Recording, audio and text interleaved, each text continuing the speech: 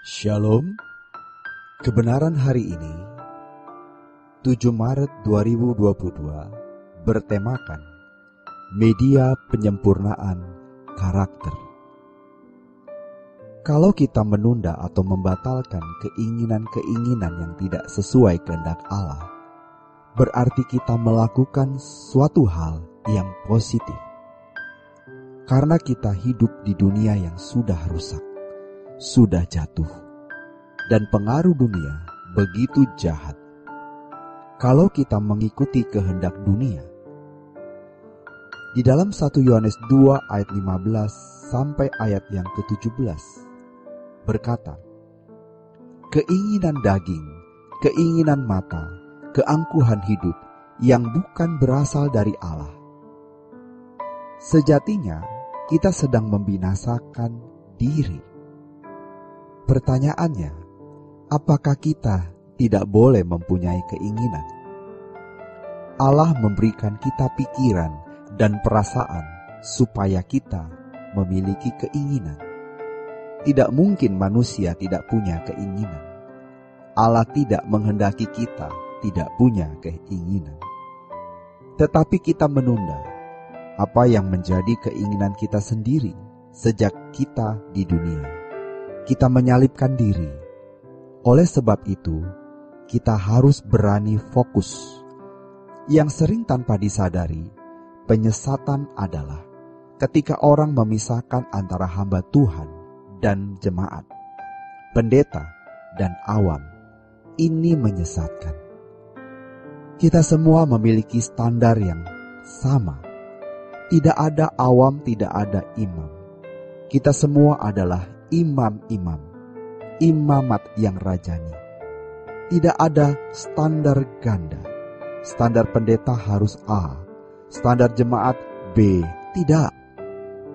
Semua kita harus seperti Kristus. Semua harus sempurna seperti Bapa, memiliki kemampuan yang memproduksi, membuahkan keinginan atau kehendak yang selalu sesuai dengan Allah. Dan untuk itu, seseorang harus berani fokus. Dimensi berpikir kita harus dimensi kekekalan, dimensi surgawi. Kalau kita tidak memiliki komitmen yang jelas dan tegas, kita akan terus menjadi seorang yang diombang-ambingkan oleh keadaan, gagal fokus, bias, dan tidak akan pernah menjadi anak-anak Allah yang berstandar atau berkualitas anak Allah. Mari kita bertobat. Tunjukkan hidup kita hanya satu, sempurna seperti Bapa.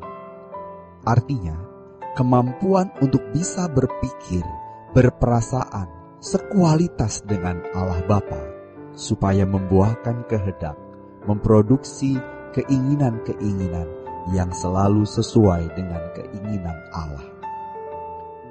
Dan kita yang menentukan diri kita. Kalau kita mengkonsumsi apa yang dunia sediakan, kita tidak akan pernah memiliki kecerdasan rohani, logika rohani. Makanya, sekarang kita harus fokus. Jangan menonton yang tidak perlu ditonton. Ketika kita membuka gadget, ada yang tidak boleh ditonton, tidak perlu kita tonton. Itu merusak.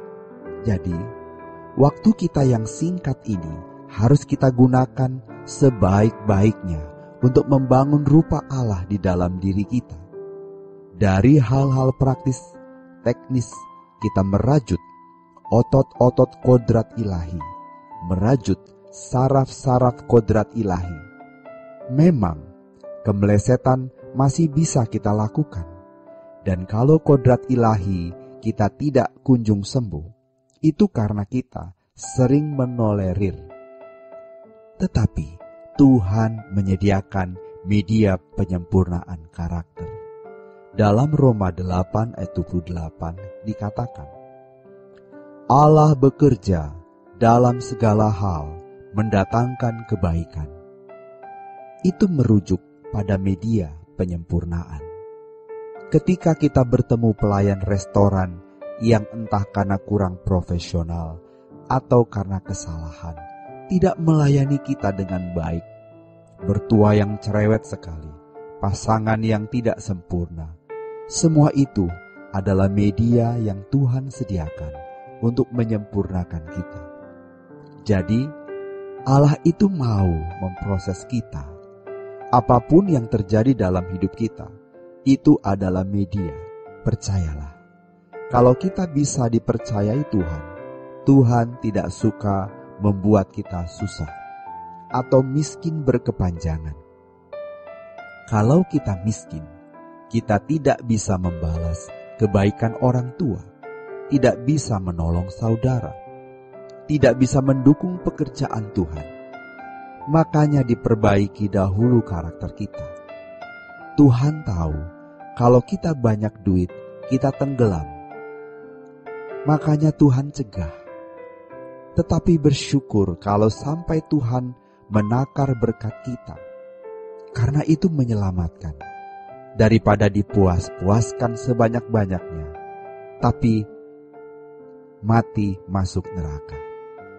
Jadi, mari kita bertanggung jawab mulai hari ini demi keselamatan kita sendiri. Karena maksud keselamatan itu hanya sempurna seperti Bapa, supaya kita berkeadaan mulia, dan orang yang berkeadaan mulia layak dimuliakan bersama dengan Tuhan Yesus. Apapun yang kita usahakan dalam hidup ini, apapun, suatu hari harus kita lepaskan, lenyap, tidak berbekas. Sebagaimana kita datang sendiri, kita akan pulang sendiri. Sebagaimana kita datang tidak membawa selembar benang pun, kita mati pun tidak membawa selembar benang. Tetapi kalau kita membangun kesucian hidup, sempurna seperti Bapa, itu yang akan kita bawa di kekekalan. Kita sudah sering mendengar bahwa hidup yang dikehendaki Allah adalah hidup kudus.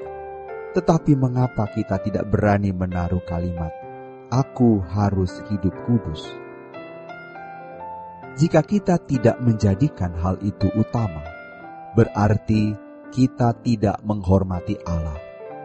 Firman Tuhan mengatakan, tanpa kesucian, tidak seorang pun memandang Allah. Maka kita tidak boleh menolerir dosa. Kita harus nekat. Kalau tidak, kita tidak pernah keluar dari kubangan dosa, dari ikatan dosa yang mengikat.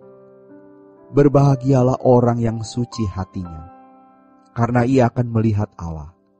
Kiranya di tengah-tengah gelapnya dunia ini, Elohim Yahweh masih menemukan manusia-manusia yang bercahaya seperti bintang-bintang di cakrawala. Dan orang-orang itu adalah kita.